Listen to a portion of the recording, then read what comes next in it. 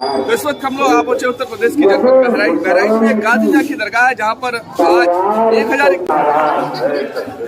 शऊर कर दिया बेदार सैयदे सालार और ज़मीने हिंद तेरे आने टोपिया मोहन है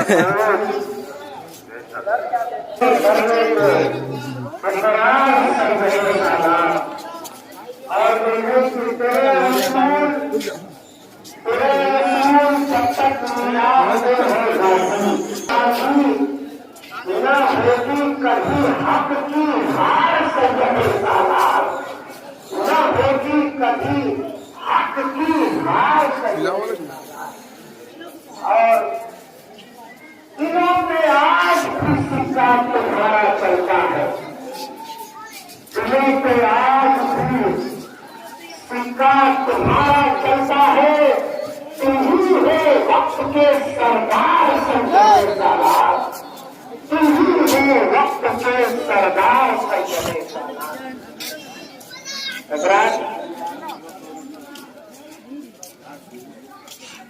बहन को हाजिर करे कि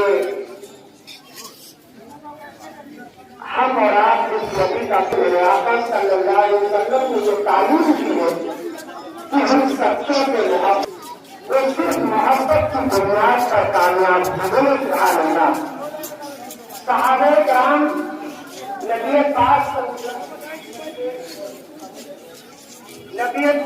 सल्लल्लाहु अलैहि वसल्लम से बेपनाह मोहब्बत फरमाते थे और नबी का इतना एहतराम करते थे, इसकी बुनियाद पर सहाबे कराम कामयाब और कामयाब थे।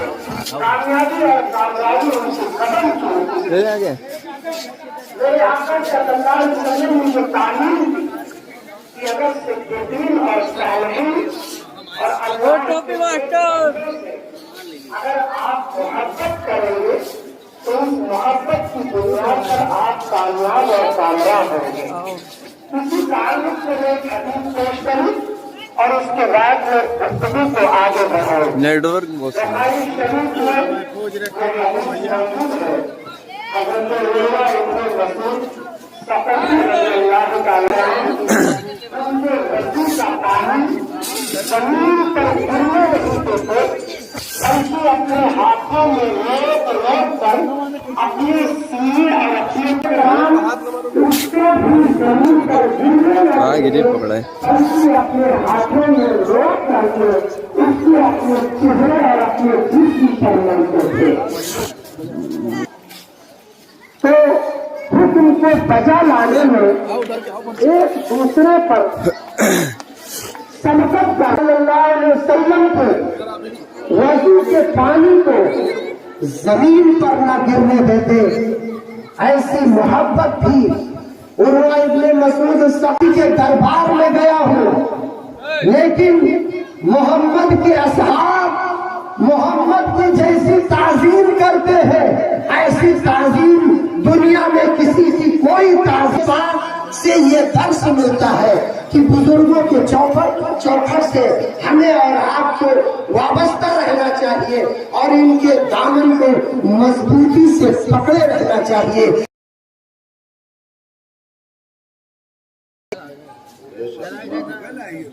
सैयदे सालार मसूद गाजी रज़ियल्लाहु ताला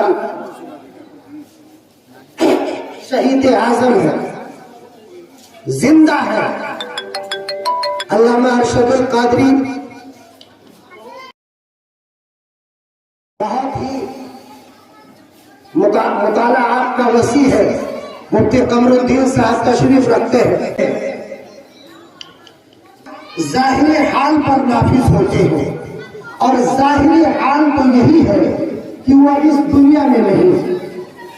दूसरी सूरत यह है कि नई और बेहतर चीजें मिल जाने के बाद हम अपनी पुरानी चीजों को तकसीम कर देते हैं, वो हमारे लिए बेकार हो जाती है।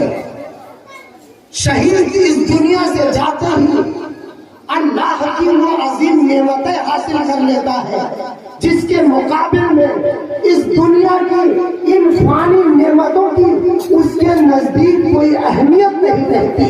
نہ اب اسے بیوی کی ضرورت رہی، نہ اب اسے نہ وہ مال کا محتاج رہا. اس لیے ان ساری چیزوں کو ضرورت مندوں کو تقسیم کر دی جاتی ہے. ان ساری چیزوں کو ضرورت مندوں کو تقسیم کر دی جاتی ہے. لیکن یہیں پر یہ ذکر کر دینا مناسب سمجھتا ہوں کہ شہید کے مال میں وراثت جاری ہوتی ہے، ان کی بیوہ سے نکاح جائز ہے.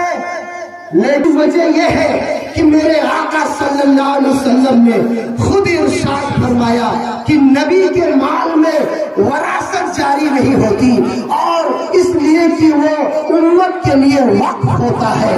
اسی بنا پر خلیفہ اول حضرت ابو بکر صدیق رضی اللہ تعالی عنہ نے نبی پاک صلی اللہ علیہ وسلم کے چھوڑے ہوئے مال کو آپ کے اعزاء کا حکم دیا تاکہ امت سے نبی کی انتہائی محبت تاکہ امت سے نبی کی انتہائی محبت ثابت ہو. اور نبی کی بیوہ سے نکاح بھی جائز نہیں ہے، اس لیے کہ قرآن پاک میں نبی کی ازواج کو امت کی مائیں قرار دیا گیا ہے تاکہ نبی کا احترام باقی رہے، نبی کا درجہ باقی رہے. رسول پاک شہید اعظم شہید زندہ ہوتا ہے. جب زندہ ہوتا ہے کیسے زندہ ہوتا ہے؟ یا تو ان کا جسم یہی محفوظ رہتا ہے، اللہ کے حکم سے زمین ان کے جسم کو خراب نہیں کر پاتی. جیسے نمرود کی آگ حضرت ابراہیم علیہ السلام کا بال تک نہ جلا سکی، یا شہید کو اللہ تعالیٰ مثالی جسم عطا فرما دیتا ہے اور ان کی روح جنت کے پرندوں کی شکل اختیار کر لیتی ہے. شہید زندہ ہے. میں نے ایک کتاب میں پڑھا کہ جب شہید شہادت کا جام پیتا ہے تو اسے ذرہ برابر بھی تکلیف نہیں ہوتی، اسے کچھ احساس نہیں ہوتا. آپ کہو گے اے حضرت، اے خورشید احمد مصباحی، اتنا بڑا فلسفہ سمجھا رہے ہو، شہید ہو جائے، گردن خدا کی بارگاہ میں کٹ جائے اور اسے تکلیف نہ ہو. آؤ میں آپ کو سمجھاتا ہوں. ایک انسان ہے، جب اس کا آپریشن کیا جاتا ہے تو مقام آپریشن کو دوا کے ذریعے ایسا سن کر دیا جاتا ہے کہ اس کی ہڈی تک کاٹ لی جاتی ہے، اسے کچھ پتہ نہیں چلتا. اللہ اکبر. شہید کا جسم سن تو نہیں ہوتا ہے، لیکن اللہ اور اس کے رسول کا عشق کا نشہ اور جنت میں جانے کا شوق ایسا طاری ہوتا ہے کہ شہادت کا جام بھی لیتا ہے اور اسے کچھ پتہ نہیں ہوتا. اور قرآن پاک کو اٹھاؤ. قرآن پاک میں حضرت یوسف علیہ السلام کا واقعہ موجود ہے کہ حضرت یوسف علیہ السلام مصر کی عورتوں کے سامنے تشریف لائے تو وہ عورتیں نظارے حسن میں ایسی مست ہوئی کہ انہوں نے پھلوں کے بجائے چھریوں سے اپنی انگلیوں کو کاٹ ڈالا اور انہیں پتہ بھی نہیں چلا. اللہ پر شہید پر اللہ تعالیٰ کا اعلان ہمیں پیغام دے رہا ہے کہ اللہ کی بارگاہ میں اور اللہ کی بارگاہ میں پیش آنے والی مصیبتوں سے نہ گھبراؤ. اللہ تعالیٰ اپنے فضل و کرم سے اپنے دین کے خادموں اور سپاہیوں کو اللہ تعالیٰ ان کی ظاہری مصیبت کو بھی راحت اور رحمت میں تبدیل فرما دیتا ہے. قرآن پاک میں جو فرمایا گیا ہے اس کا یہی مطلب ہے کہ اگر تم اللہ کی مدد کرو گے تو اللہ تمہاری مدد کرے گا. اگر تم اللہ کی مدد کرو گے تو اللہ تمہاری مدد فرمائے گا. بچل کے بول دو سبحان اللہ. جب کوئی سبحان اللہ کہتا ہے تو عرش اعظم ہلنے لگتا ہے. قریب حاجی عظمت اللہ کی داور کی حمایت حاصل ہے اور علامہ معین الدین قادری ممبر عالم ان کے دست و بازو بنے ہوئے ہیں.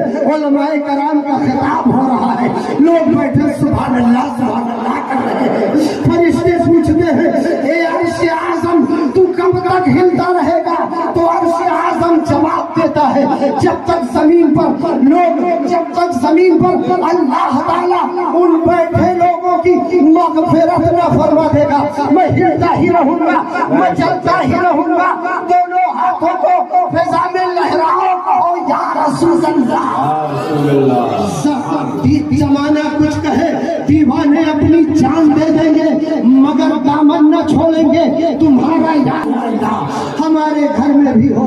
ایک دن چراغا یا رسول اللہ، حدیث پاک میں ہے کہ شہید جب قیامت کے دن اٹھے گا تو اس کے بدن سے خون بہتا ہوگا۔ میں نے ایک جگہ پڑھا کہ خون جو ہے اس کا رنگ جو ہے وہ خون جیسا ہوگا لیکن اس کی خوشبو مشک سی ہوگی۔ اللہ تعالیٰ کی بارگاہ میں دعا ہے پروردگار عالم ہم سب کو مسلک اعلیٰ حضرت پر قائم و دائم رکھے اور سید سالار مسعود قاضی کی غلامیت میں ہم سب کو زندگی گزارنے کی توفیق رفیق عطا فرمائے اور ان کے فیوز و برکات سے ہم سب کو مالا مال رکھے۔ وما توفیقی الا باللہ۔ السلام علیکم ورحمۃ اللہ۔